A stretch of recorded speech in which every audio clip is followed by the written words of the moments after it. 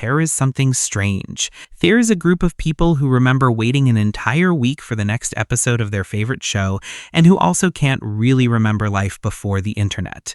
Both of those things are true for them at the same time. They memorized their best friend's phone number as a kid, and now they manage their entire life through a device that fits in their pocket.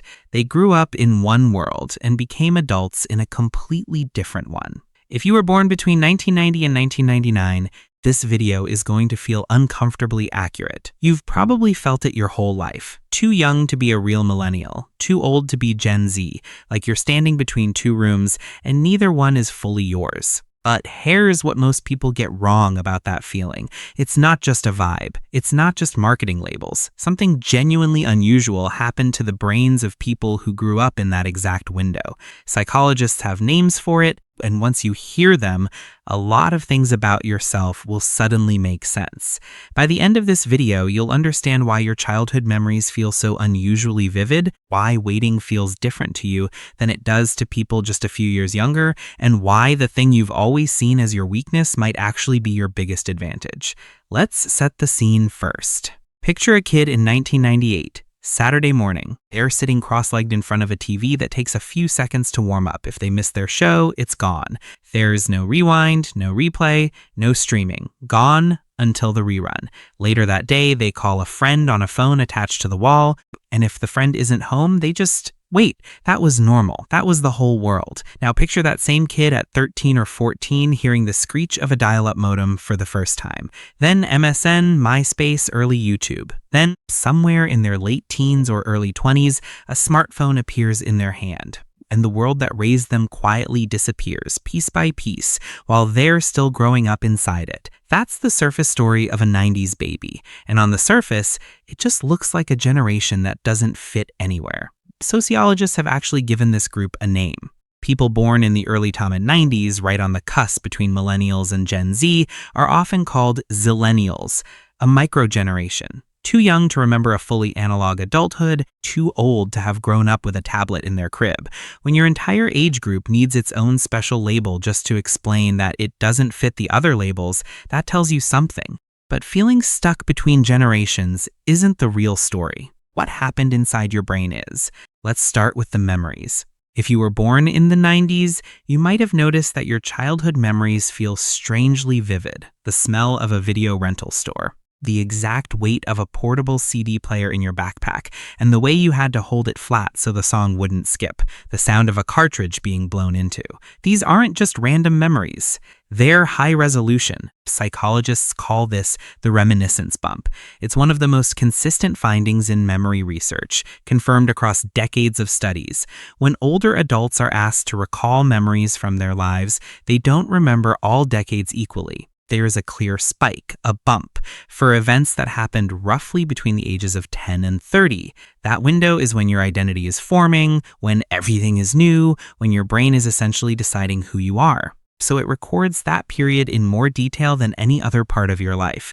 Now, here's what makes 90s babies unusual. Their reminiscence bump, that high-resolution recording window, landed exactly on top of the biggest technological transition in modern history. The shift from analog to digital. So their brains didn't just record a childhood. They recorded two entire worlds in maximum detail, the world of waiting and the world of instant. Most generations get one operating system recorded in high definition. This group got both, and that first world, the analog one, was doing something to them the whole time.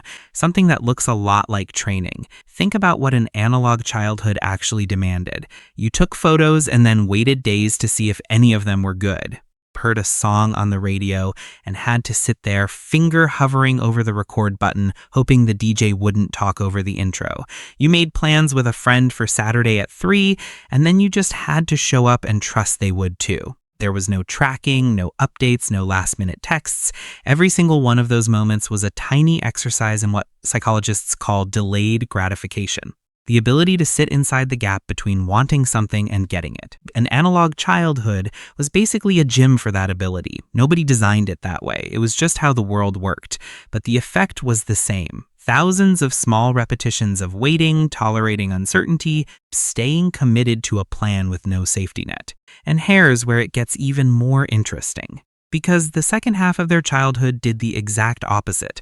Right in the middle of their development, the switch flipped. The internet arrived, then social media, then the smartphone, and the world quietly rebuilt itself around the removal of waiting. Answers became instant, music became instant, friends became reachable at all times.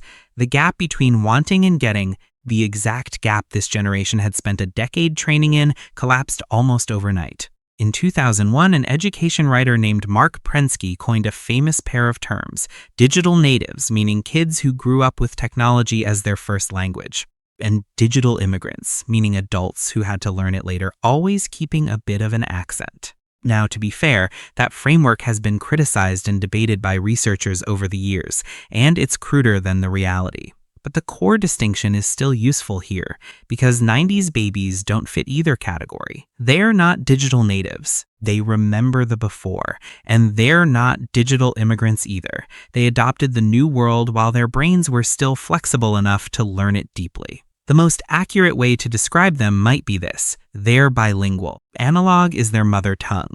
Digital is a second language they learned young enough to speak fluently, but late enough to remember learning it. And like anyone who's truly bilingual, they can feel the difference between the two languages in a way that native speakers of either one simply can't. I used to think being nostalgic about the 90s was just rose-tinted glasses, the usual thing where every generation insists their childhood was the best one. But the research says something different, and we'll get to that. Because first, we need to be honest about the cost. Now, before this turns into a celebration, there's a downside, and this one might sting a little. Being a bridge between two worlds means carrying weight from both sides. 90s babies are old enough to remember a slower standard of living and young enough to be fully measured by the new, faster one. They remember when being unreachable was normal, but they're expected to answer messages within minutes. They remember when comparing yourself to others meant your classroom and your street, but they scroll through feeds that compare them to the entire planet.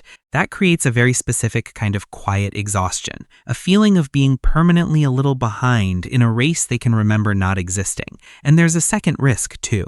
When the world you grew up in has completely vanished, nostalgia can stop being a warm visit to the past and start being a place to hide from the present. Scrolling through 90s nostalgia posts at 2 a.m. isn't always self-connection. Sometimes it's avoidance wearing a comfortable sweater. Was any of this easy for them? No, and we should be honest about that. But here's the thing. The exhaustion is real, and so is the risk of hiding in the past. And yet neither of those is the full picture. Because when researchers actually studied what nostalgia does to people, they found something almost nobody expected. Now let's put all the pieces together. A generation whose high-resolution memory window landed exactly on the analog-to-digital divide. A childhood that quietly trained them to wait, followed by a world that deleted waiting entirely. Group that speaks analog as a mother tongue and digital as a fluent second language. And yes, a very real cost. The double standards, the quiet exhaustion, the temptation to hide in the past. Put all of that together, and the label everyone uses starts to look wrong. 90s babies aren't the generation that got stuck between two worlds. They're the translators between them. Think about the bridge one more time. A bridge doesn't belong to either side of the river. That's not a flaw in the bridge. That's the entire point of it. It's the only structure that touches both banks.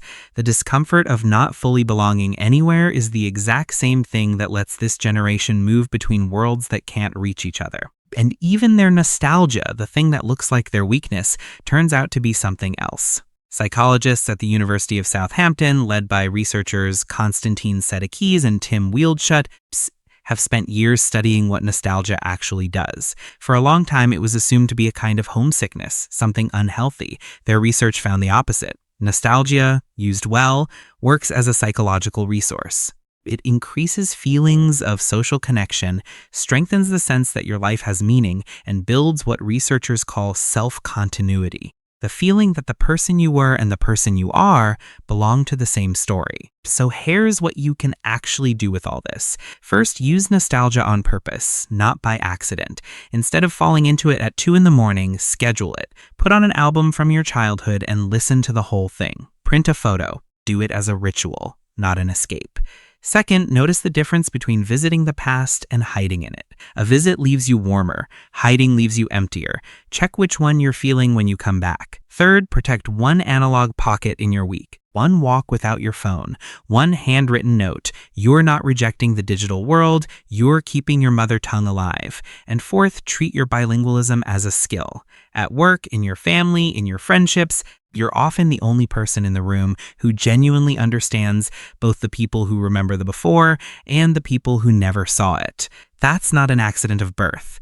That's a position. So here's a question worth sitting with. What if the feeling of not belonging to either generation was never a gap in your identity, but the most defining part of it? You didn't fall between two worlds. You were built from both. If this resonated with you, you might also want to check out our video on the psychology of nostalgia and why the past feels safer than the future.